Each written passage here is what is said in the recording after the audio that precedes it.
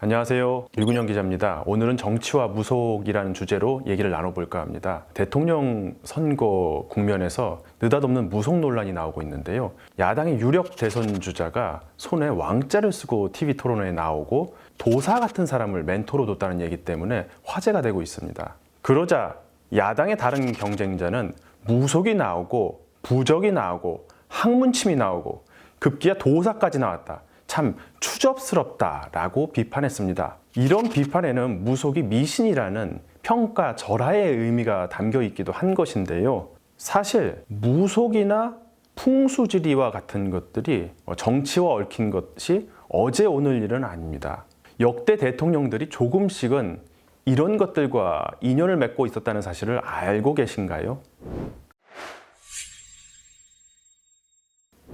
김영삼 전 대통령이 민주자유당 후보로 대통령 선거를 앞둔 1991년 민주자유당은 당사를 서울 종로구 관운동에서 여의도로 이전을 합니다. 그런데 한 무속인이 이 관운동 당사가 닭 벼슬터라며 이곳에서 다른 곳으로 이전을 하면은 대선에 안 좋은 영향을 줄 수도 있다고 얘기를 했다고 합니다.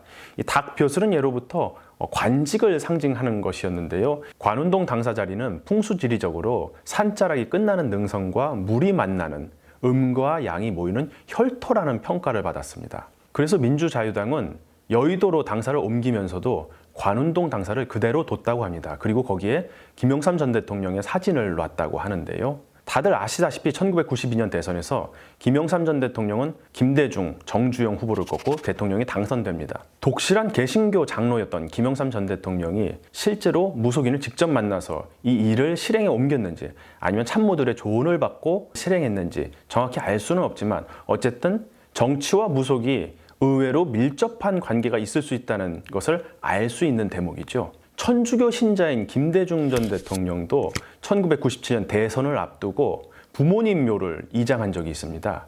원래 아버지 묘소는 전남 신안에, 어머니 묘소는 경기 포천에 있었다고 하는데요. 경기도 용인 복리산에 합장했다고 합니다. 그곳은 직관들에게 하늘에서 신선이 내려오는 명당이라는 평가를 받았다고 합니다. 김대중 전 대통령도 다들 아시다시피 1997년 대선에서 당선됩니다. 이때 김 전 대통령에게 패한 이회창 후보는 그 뒤로 3번이나 조상묘를 옮겼다고도 하는데요. 이 밖에도 여러 정치인들이 조상묘를 옮기는 게 화제가 되곤 합니다. 대선 주자뿐 아니라 중진이나 신진을 막론하고 많은 정치인들이 무속, 사주, 관상, 풍수지리 등을 많이 참고한다고 하는데요. 대선이나 당대표 선출 때가 되면 내가 어느 편에 서야 하는지를 묻는 발걸음이 많아진다고 합니다. 지금 같은 대선 무렵이면 무속인이나 역술인을 찾는 발걸음이 많아져 문전성시를 이룬다고도 하죠. 다시 오늘의 이야기로 돌아와 보겠습니다. 윤석열 전 검찰총장의 무속 논란은 손바닥에 왕자를 쓴 것에서 시작됐습니다. 윤 전 총장이 출연한 국민의힘 대선 경선 TV 토론회에서 윤 전 총장이 손에 왕자를 쓰고 나온 게 발견됐기 때문이죠. 처음에는 지지자가 써준 것이다. 그리고 손가락 위주로 씻어서 손바닥의 왕자는 지워지지 않았다. 이런 식으로 해명을 했는데요. 나중에 한 TV 토론회에서만 왕자를 쓴 게 아니라 여러 차례 왕자가 나온 게 확인되면서 이 해명이 다소 궁색해져 버렸습니다. 손바닥에 새긴 왕자가 말빨이 딸리거나 가고 싶지 않은 곳을 가야 할 때 쓸 수 있는 셀프 부적이다. 이런 무속적 해석이 온라인상에서 회자되기도 했었죠. 게다가 윤 전 총장이 천공 스승이라는 인물을 멘토로 뒀다거나 윤 전 총장의 부인 김건희 씨가 무속에 많이 의존한다. 이런 얘기까지 나돌면서 무속 논란은 더 커졌습니다. 이 무속 논란과 관련해 박근혜 전 대통령을 떠올리는 사람들도 많이 있습니다. 이 유승민 전 의원은 페이스북에 이런 말을 했는데요. 오방색 타령하던 최순실 같은 사람과 윤석열 후보는 뭐가 다른가?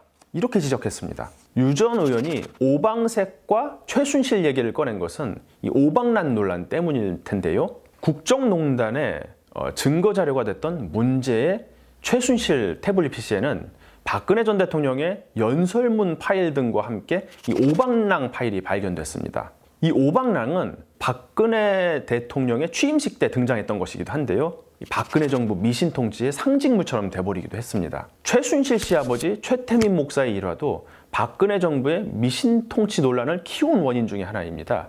이 최태민 목사 역시 무속적 성향이 강했다고 알려져 있습니다. 신흥 종교 전문가인 탕명환 한국종교문제연구소장이 이 최태민 목사의 행적을 추적한 증언에 따르면 이 최태민은 무당으로 활동하다가 개신교 목사로 변신을 했다고 합니다. 그리고 최태민은 기독교, 불교, 천도교를 융합한 영세교를 창시했다는 설도 있습니다. 이 최태민은 박정희 정부 시절부터 박근혜 전 대통령에게 매우 큰 영향을 줬다는 얘기도 있는데요. 그와 관련한 무성한 얘기들이 떠돌고 있습니다. 무속인이나 그런 부류의 사람들이 정치인에게 영향을 준 사례는 꽤나 많다고 합니다. 어떤 정치인은 중요한 일을 결정할 때마다 무속인을 데려가서 직접 물어보고 그 일을 결정하는 다소 비합리적 태도를 취한다고도 합니다. 정치권뿐 아니라 재계에서도 이런 일이 덜어 있습니다. 최태원 SK 회장은 무속인으로 알려진 김원홍 전 SK 해운 고문을 굉장히 신뢰했다고 합니다. 김원홍 전 고문은 증권사에서 일하다가 무속인이 됐는데 꽤나 신통했다는 얘기도 전해지고 있습니다. 처음 김원홍 전 고문을 소개해준 사람은 송길승 SK 전 회장이었다고 하는데요. 이 최태원 회장은 자신보다 한 살 어린 이 김원홍 전 고문을 매우 신뢰하고 존중해서 존댓말을 쓰며 깍듯하게 대했다고도 합니다. 삼성 이병철 창업주나 정태수 한보그룹 전 회장도 이 역술 애호가로 꼽히는데요. 이병철 회장은 신입사원 면접 때 관상가를 대동해서 관상을 보게 했다는 일화가 유명합니다. 그럼 왜 리더들은 무속에 의존하는 걸까요? 한국 역사를 고대 한국인이 한반도 부근에 정주했던 기원전 8,000년부터라고 한다면 한국인의 역사는 대략 1만 년 정도가 되겠죠. 한국인의 종교 신앙적 흐름도 대략 1만 년이라고 볼 수 있겠습니다. 아마도 무속은 선사시대부터 시작됐을 겁니다. 그래서 무속의 역사는 대략 8,000년 정도 된다고 볼 수도 있는 셈입니다. 불교가 처음 고구려에 전래된 게 소수림 왕 때인 서기 372년이라고 합니다. 그 뒤 불교가 번성했던 고려 시대가 끝나는 1392년까지 대략 1,000년은 불교의 시대라고 볼 수 있겠죠. 억불숭유를 했던 조선시대 500년은 유교의 시대라고 할 수 있습니다. 그리고 근래 200년은 기독교가 전래되고 번성했던 시기라고 볼 수 있습니다. 그런데 주류 신앙이 이렇게 변화했다고 해서 그 전의 신앙 체계가 완전히 없어지지는 않습니다. 오히려 기층민들에게는 과거 믿었던 대상을 향한 이 신앙이 남아있게 마련이고 우리 일상생활에서도 그런 신앙 체계가 곳곳에 스며들어 있게 마련인 거죠. 영화 신과 함께를 보더라도 불교적 세계관이 기본으로 깔려 있는데요. 거기에는 성주신과 같은 무속신앙적 요소도 있다는 것을 우리가 발견할 수 있습니다. 현대사회에서도 결혼이나 이사 등의 손 없는 날을 선택한다든지 이 밤이 길어서 음기가 성하다는 동짓날에 벽사의 의미로 이 팥죽을 먹는다든지 하는 이런 민간신앙적 요소가 남아있죠. 기본적으로 무속은 기복신앙적 요소가 강합니다.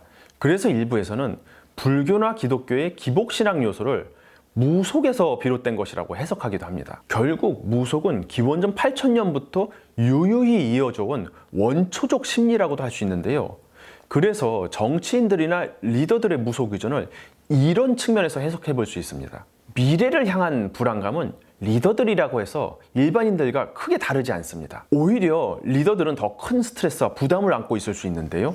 우리는 일상적으로 오늘 점심 뭐 먹지? 이런 정도의 고민을 하다가 집을 사거나 큰 거래를 할 때 혹은 조그마한 일이라도 소송거리를 만났을 때 매우 큰 스트레스를 받곤 합니다. 하물며 이 전쟁과 같은 정치 세계에서 그리고 수천억 원이나 수조 원이 오가는 이 기업 경영의 세계에서 리더들의 스트레스는 이루 말할 수 없을 겁니다. 지푸라기라도 잡고 싶은 심정에 무속에 의존한다는 것이 어쩌면 당연한 것인지도 모릅니다. 리더들은 미래를 향한 비전을 제시하고 또 그 비전을 조직원들에게 설득해야 하는 그런 위치에 있는 사람들이기도 합니다. 그런데 리더들은 과연 미래에 대해서 정확히 예측할 수 있을까요? 안개 속 같은 앞날에 사로잡힌 상황에서 초자연적 힘에 의지하고 싶은 것은 나약한 인간으로서 어쩌면 당연한 심리인지도 모릅니다. 때로는 리더들이 무속 등을 통해서 자기 실현적 예언을 성취하는 일도 있습니다. 이재명 경기도지사는 MBC 집사부일체에서 점쟁이가 어렸을 때 너는 대성할 것이다 이런 말을 들려줬다고 하는데요. 그런데 실제로 이 점쟁이의 말이 참 힘이 됐다고 합니다. 지금까지 정치인들은 왜 무속에 의존할까라는 의문에서 얘기를 풀어봤습니다. 한편으로는 정치와 무속이 결국에는 한 뿌리라는 시선도 있거든요. 한국인의 시조라는 단군왕검이 무당이자 군장이었다는 게 오늘날 역사학계의 대체적 시각이기도 합니다.